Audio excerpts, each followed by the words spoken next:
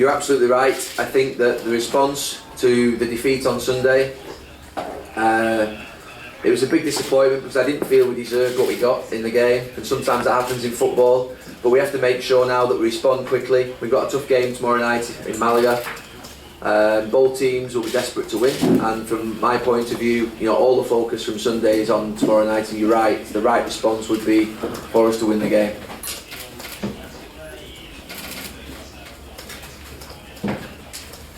Hola, mister. Alberto Chile de Radio Marca. Me gustaría preguntarle, ¿este partido, después de lo sucedido frente al Athletic, puede marcar si el Valencia tiene que mirar hacia arriba en la tabla o hacia abajo, dependiendo del resultado?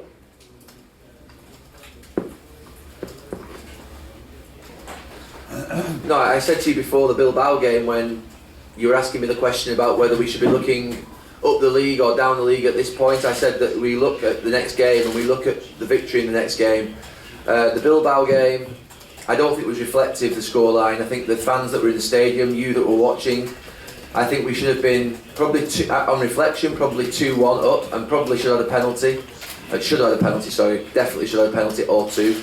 And I don't think it was reflective. I think my disappointment in the game was after 70 minutes. Obviously, in terms of the reaction to us going a goal down, but we have to respond quickly, and the league table will change every week as it does do throughout the season. We have to focus on making sure our confidence is high, that our belief remains strong, and we perform like we have been doing in the last 2 or 3 weeks. I was happy with 70 minutes of that game on Saturday, and we should have been winning that game. And the game would have changed if we'd scored the first goal Sunday.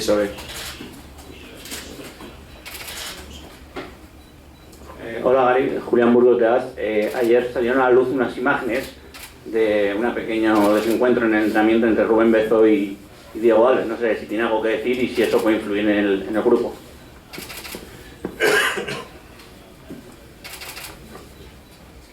No, it's not affected the group. The reason that I ask for privacy in training is to sort of stop the sensationalism that occurs when people peer through fence walls and get part of what happened. I've had bigger arguments with my 5-year-old last night than happened on the pitch yesterday. If you watch training or even watch the under-15s, 14s or 13s tonight, you'll see this thing happen 3-4 times a week. It's a nonsense that this can be built into something sensational. It was forgot about within 3-4 seconds of it happening.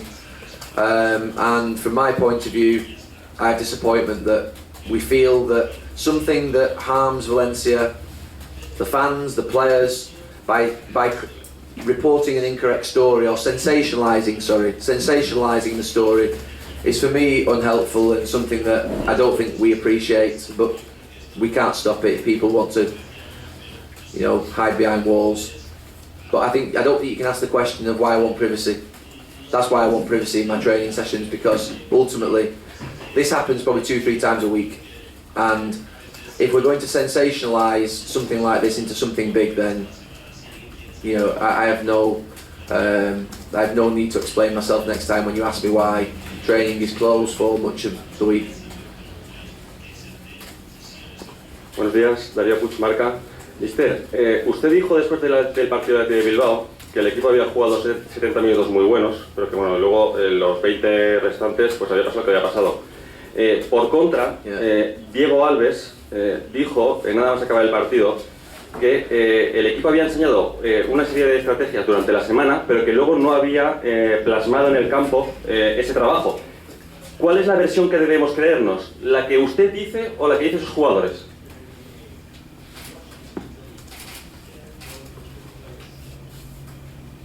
Sorry, I don't know what Diego said that's different than what I said.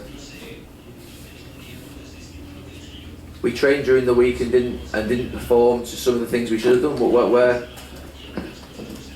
Sí, él dijo después de la rueda después del partido que habían ensayado ciertos movimientos de trabajo, jugadas de estrategia, pero que luego en el campo no había salido así. I'd have to understand more the detail of what Diego means. It seems a little bit vague. For 70 minutes I was very happy with the performance. I think that if you were a Valencia fan in the ground, you were probably, it was a good game. I think they played well for part of that 70 minutes as well. But I think that we played well. We had the best chances. We should have had a penalty, probably even a sending off if it's a penalty, and they would have been down to 10 men. And then these moments where we missed the chances and we weren't clinical and we didn't get a decision or two, I think this is where the game changed for me. I think that obviously the first goal in the game was always going to be the most important. From 70 to 80, it was a very bad 10 minutes from us, and I take responsibility for that as well. But in terms of Diego's comments, I need to understand more of the detail of what we didn't do or what we did do. I'm a bit unclear. Hello, Enrique Payas, Televisión Española. How do you see Parejo these days? Is he affected of what happened on Sunday in Mestalla? No, I don't think Danny's affected, because I think that look, before I came, I think Danny's used to having to cope with these moments. So I think that now he's in a position whereby all Danny ever says to me is, I want to play for the club, I want to give my all for the club, but if I get whistled, I still want the ball. I will fight for every minute of the game and play the way I play. You know, he's a player who's a technical player and will always try and play out from the back. He'll always try and pass the ball through midfield. And I think that's what we want in Valencia. We want a team who plays out from the back. We want a team who plays in midfield. And when a player gives the ball away in a deep area, and he's not the only one to give the ball away in a deep area, by the way. If you watch the game back, we do give the ball away in deep areas, as did Athletic Bilbao. The best chance we got in the first half was when an Athletic Bilbao defender gave it away in a deep area. So this happens in football, and I will never criticise players for doing the right things on the pitch by trying to play the right way. And Danny's in a good position. He's in a good mood. He's ready for the game tomorrow. He's trained this morning and trained yesterday, as are the rest of the players. But like I say, we have to go out on the pitch tomorrow as a team. And the incident yesterday on the training pitch that was reported suggests that maybe there are absolutely no problems in that dressing room. The dressing room is very united, very together, more together than it has been all season. And I think you know that. I think you know that this dressing room is behind what's happening. Yes, we need to get results. We need to win consistently and consistently and consistently and get result after result after result to allay the fears that the fans have, that people have. And that's the only way in which we will quieten critics.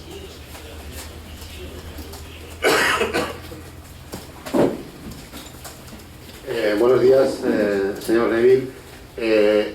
Yo entiendo que usted se habrá hecho varias veces autocrítica de sí mismo, no del equipo, sino de sí mismo, autocrítica. Así que, señor Neville, ¿nos puede confesar cuáles son sus pecados? O dicho de otra forma, ¿en qué se está equivocando usted? Sorry, where have I confessed sins? I'm specifically. I say I take responsibility, and of course I've made mistakes. I don't know a coach in the world who doesn't make mistakes, but I'm trying to. Is there a specific statement you're referring to from a previous press conference, or?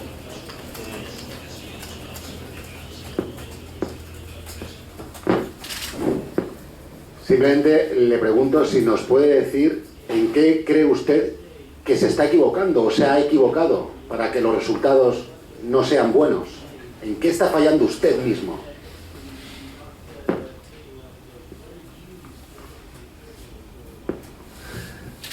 I'm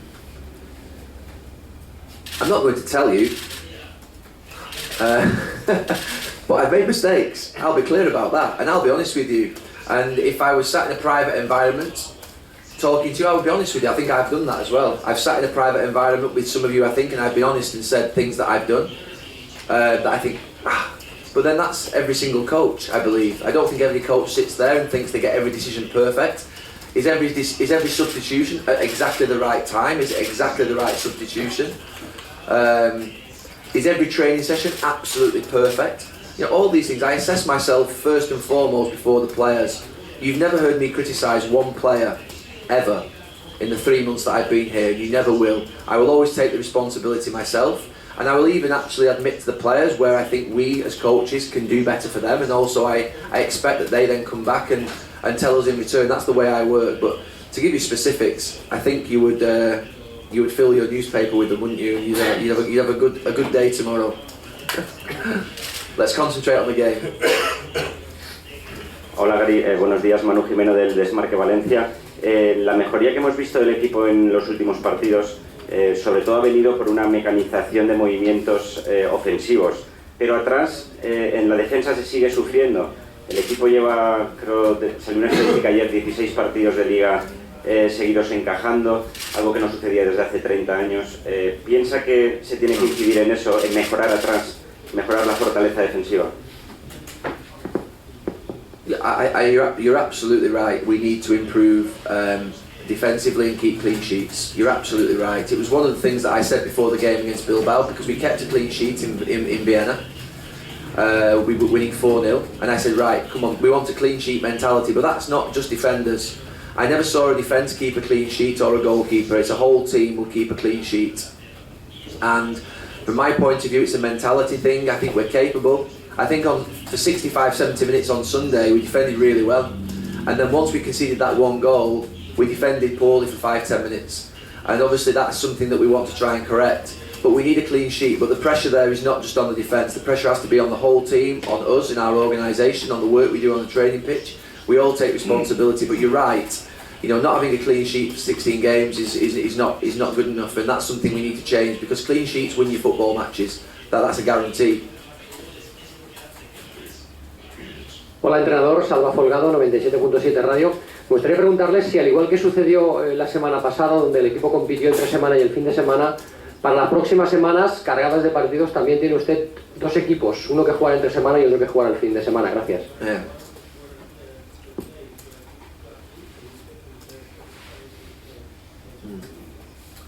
That's how we've been operating so far, I think, for 2 or 3 reasons. One, I think in the early parts of me being here in the first 6 to 8 weeks, it was to improve the fitness levels of all players simultaneously. We almost did like a pre-season.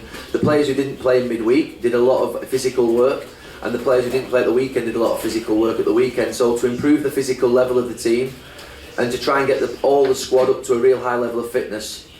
The fitness stats that I'm looking at now tells me that I think we're in a position where the squad is all fit, barring 1 or 2 small problems we have. We have a doubt over Enzo Perez tomorrow, and I'm trying to think, Ayman Abdenour may not just quite be ready because it's hamstring, it might just give him another few days, but everybody else is clean. We have no more problems with the squad, so I think we're in a good position from a fitness point of view. I think we're in a good position from injuries point of view. I think now we can start to think about keeping a more consistent team and playing more consistently, I think, from week to week and from game to game. But I think initially it was more to get the fitness of the whole squad, the confidence of the whole squad up, and get them ready so that they were capable for a very important 2 or 3 months we have now. But I think in terms of your question, I think you'll see more consistency in terms of selection from Bilbao to Málaga to Madrid.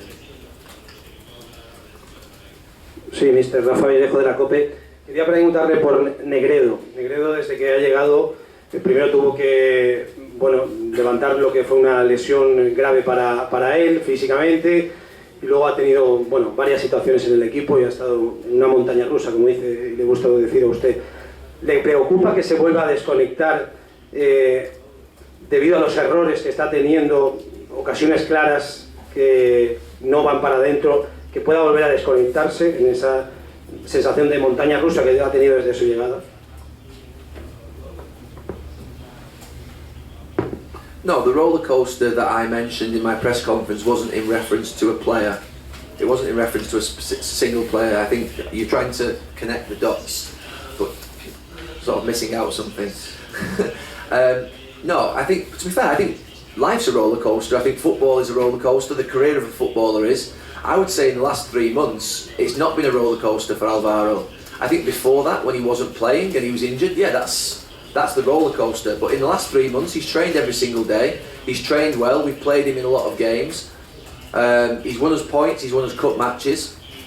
And from my point of view, I'm happy with Alvaro and what he's done for me. I think that to come back from the injury that he had, and obviously the time that he didn't play in the squad, where he was left out in the stands, obviously from that point of view, that was difficult for him. But from my point of view, since he's come, I don't think it's been a roller coaster. I think it's just been what I would call a normal football life, where you play some games, you score some goals, you miss a chance, you don't play, then you play the next game, you score. That's just football. I don't think it's been a roller coaster since I came. He's been very consistent in his attitude, very consistent in his performances. And when I think this morning we've just done set pieces out on the training pitch, and I see him organising and speaking to us as coaches, speaking to the rest of the players and leading. You know, I'm very happy with his role in the team, in the squad, and how he's doing. Tres últimas preguntas. Buenas. Carlos Martínez de la cadena SER. Acaba de decir que han estado ensayando jugadas a balón parado. Le quería preguntar por eso, porque los goles encajados en los últimos partidos, muchos son a balón parado. Los tres últimos partidos de Liga, sin ir más lejos. Duarte marca en el Español y el Español tiene varias más con remates bastante claros a jugadas de estrategia. Luego Edgar marca el del Granada ya en el descuento. Aduriz marca el otro día también en una jugada a balón parado. No se trabajan bien y por eso está insistiendo para corregir esos errores. Los jugadores no lo entienden, son fallos individuales. ¿Qué es lo que pasa en las jugadas a balón parado en contra? You're absolutely right. You're absolutely right. I cannot disagree with one of the words that you said. I played a career where we never practiced set pieces. We just went and won headers. And I don't believe in practicing set pieces.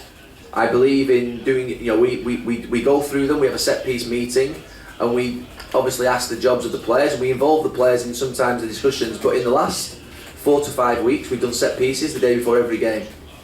And we've conceded too many goals from set pieces. The players are aware of this, they take responsibility as I take responsibility, and they won't feel like I'm betraying them when I say that collectively we're banging our heads against a brick wall to try and correct this problem, because it's causing us pain. It's causing us big pain. You know, you think about the goal we can see against Real Madrid from a set piece when they're down to 10 men with 8 minutes to go. You know, going back that far, Villarreal away, 1-0 defeat was a set piece. You know, we've got to stop conceding goals from set pieces. We have to fully concentrate and focus. We have to do our jobs on and off the pitch, me included. We have been practicing them, even though I don't believe, you know, during my career we never did. But we have to correct this problem. I would say, if you said at the moment, what is the biggest problem we have, singular, it would be that we have to get better at this. We have to get better at this. Because a lot of goals in football come from set pieces. It's become such an important part of the game because the delivery of the opposition is so good. Every time the opposition team comes, and every time we come, we put fantastic delivery into the opposition box, and they put fantastic delivery into ours. And you need real good concentration, good organisation, an aggressive mentality. And we've been working on this for the last 4, 5, 6 games, every day before the game. We've just done it now for 20 minutes. So yeah, we have to get better at this. You know, I can't sit here and say that, you know, we don't have a problem, because we've had problems in the last few games with this, and we have to get better, and we have to do it now. Because we played on Saturday in a good game, but then we cannot make the mistake for the set piece and things like this. You know, it's costing us.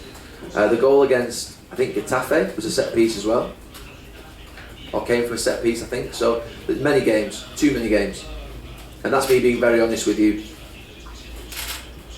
Aquí, mister, al final, Dani Meroño en directo para Red Sport y Deportes con Julio Insa. Quería preguntarle por el juvenil. Otra de las noticias que conocimos ayer es que se desestimaba el recurso por parte de la UEFA para pasar a la siguiente fase o repetir la tanda de penaltis contra el Chelsea. Usted escribió que le parecía escandaloso lo del juvenil, lo del Chelsea, que le parecía escandalosa la decisión de que ganara el partido del Chelsea, y quería preguntarle por la decisión de la UEFA. ¿Qué opinión tiene usted? Y también si cree que el club debería ir hasta el final y apurar hasta la última posibilidad para intentar, pues, repetir el partido, la tanda o alguna cosa. Gracias.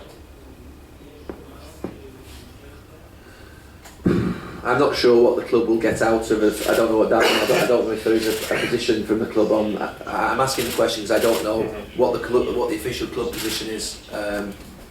So we can explain. Podemos explicar que ayer no hubo fundamentación en el recurso de la UEFA, simplemente nos comunicó que se había desestimado y por tanto hasta que no recibamos la fundamentación de la decisión de la UEFA no podemos atacar para un probable recurso, pero tengamos en cuenta que los partidos se van a disputar la semana que viene, con lo cual una vez se disputen los partidos no habrá posibilidad de volver a repetir la tanda de penaltis o volver a tener la oportunidad de que el juvenil juegue, con lo cual eso es una limitación muy importante, porque nosotros lo que pretendemos en realidad no es otra cosa que el juvenil pudiera disputar esa tanda de penaltis. En el momento que se juegue el siguiente partido ya no habrá posibilidad. I think that, I mean, I just heard that. I think the club the club will absolutely support the young players in the academy to do everything they can to try and get the best outcome for the players, because they were distraught.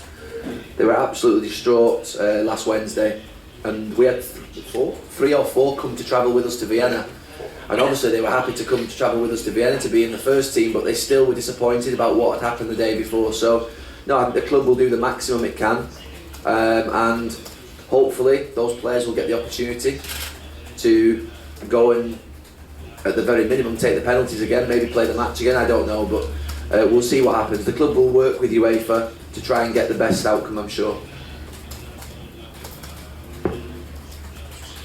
Hola Gary, buenos días, Ignacio de Diario de Mestalla. Yo le quería preguntar por Enzo Pérez. Es un futbolista con mucho carácter hasta el punto de que le da identidad al equipo. No sé si le trastoca mucho que se lesione tanto, y si hay algún futbolista en la plantilla que pueda asumir también ese rol de darle una identidad al equipo, como se la da Enzo Pérez. Gracias. Yeah, he has a fantastic character. I think since I came, I can give you the story of my story of Enzo Perez, because my story of Enzo Perez is only for 3 months. In the first day I came here, he picked up a slight problem against Barcelona in the previous game. I think it was a problem with his thigh or his hamstring. I think it was his hamstring actually. And he said, "I want to play on Wednesday night for you in the Champions League. It's so important." And he played with an injury, and he took a risk for himself and for the club. And he was out for 2-3 weeks after that. He then came back in his first or second game and got an incredible impact to the jaw and had a broken jaw, but played on with it for 70 minutes, which again shows the toughness of character and the type of person that he is. On Sunday he got a very nasty kick to his calf, but carried on. But obviously the problem when you get an impact injury to your leg and to a muscle is that with us having games every 2-3 days, these injuries get worse for 1 or 2-3 days after, because they're an impact injury. It takes some time to settle down. I'm not sure he'll make it tomorrow in the game. However, the fact that now we have Javi Fuego fit, we have Danilo, we have Andre Gomez, we have Dani Parejo, we can handle the injuries better than we did do 3-4 weeks ago, because a few weeks ago we didn't have Javi Fuego, we didn't have Enzo, so any injury that we got left us short. Now I think obviously we're disappointed that Enzo picked up an injury on Sunday. I think I'll get the final message when I go back in about whether he's going to be okay, but I think it's doubtful. But Javi Fuego's trained this morning. He played last week against Rapid Vienna. He's now back to full fitness, and that's where now we're in a stronger position with the squad that we have and the players that are fit. Hi Gary, Richard Martin from The Telegraph. I just wanted to ask you about Málaga. This is a team that lost their 5 best players in the summer, and they've really given problems to Atletico, Barca, Real Madrid. So why do you think that they've managed to play so well against those teams, and what problems do you think they can pose for your team? That's a tough place to go. It's a very tough place to go. I think that every place in the league, as you look at Granada, it's a tough place to go. I think that from Malaga's point of view, they have a very organised style of play. They press well up the pitch. They have 2 good strikers. They attack well down the flanks. So from our point of view, we're fully aware of their strengths, but I'm sure they'll be fully aware of our strengths as well and how we are. We've got good players as well. And tomorrow, I think, of course, if we allow them to pose us problems and we don't deal with their weaknesses, their strengths, then you have a problem in every single game. But from our point of view, we have to impose ourselves. We're in a good position. We shouldn't forget that we played well in that game on Sunday for 70 minutes, and that I think we should have been 2-3-1 up in the match. We weren't, and that's clouding the judgment of the build-up to this game. And from my point of view, I just want us to play like we have done in the previous 2 or 3 weeks, apart from that 10 minutes between 70 and 80 minutes on Saturday, and we'll be fine tomorrow.